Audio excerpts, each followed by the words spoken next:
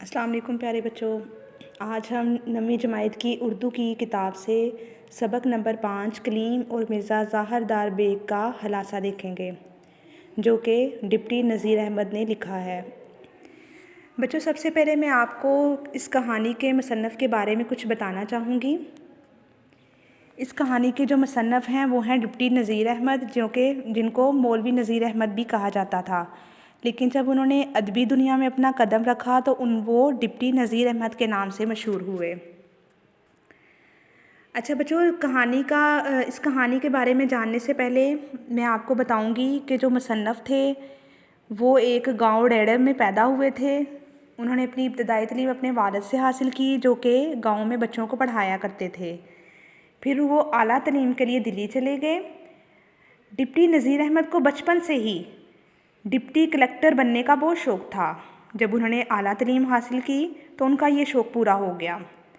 फिर क्या हुआ कि डिप्टी नज़ीर अहमद ने नावल पढ़ने के बहुत शौकीन थे। उन्होंने नावल पढ़ना शुरू किए। फिर उन्होंने एक कहानी लिखी, जिनमें से उनके जो कुछ मशहूर नावल हैं उनके बारे में पहले मैं आपको बता देती हूँ। उन्होंने जो मशहूर नावल लिखे उनमें था मिरातल अरूस, बिनातल अनश, तौबतल नसू, फसाना मुब्तला, इब्ने अलवक्त, रोयाए सादिका और अयामी शामिल हैं। उनके इन्हीं बेशुमार नावलों में से जो एक नावल है तौबत अल नसूह, जो कि कहानी है कलीम और मिर्ज़ा ज़ाहरदार बेग की, हम उसके बारे में आज पढ़ेंगे। अच्छा बच्चों, इस कहानी में आपको दो किरदार नज़र आएंगे, कलीम और एक है मिर्ज़ा ज़ाहरदार बेग।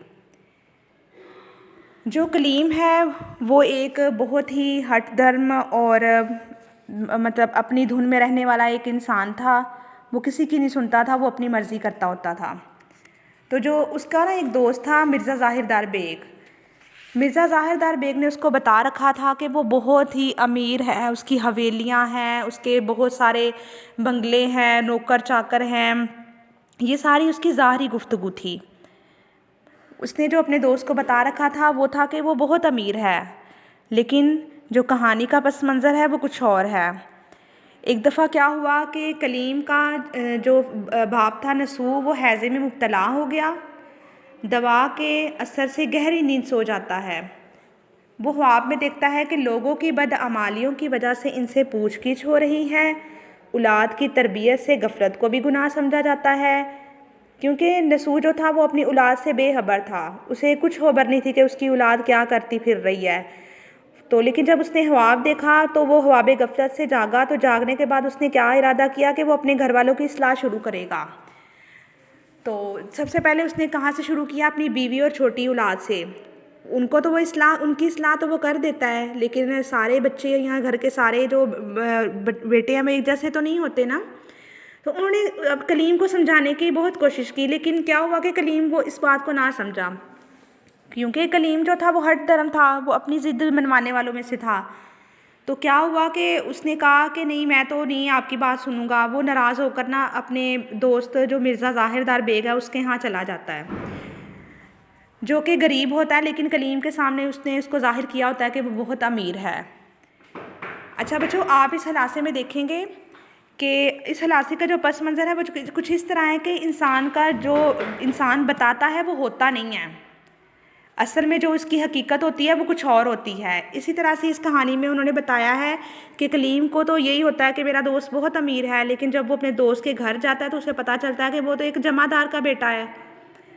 वो अपने वालिद की इस्लाह को ठुकरा के तो अपने दोस्त के घर चला जाता है कि वहाँ पे मैं ऐशो आराम के साथ रहूँगा, लेकिन उसके साथ तो ये सारा कुछ उल्ट हो जाता है।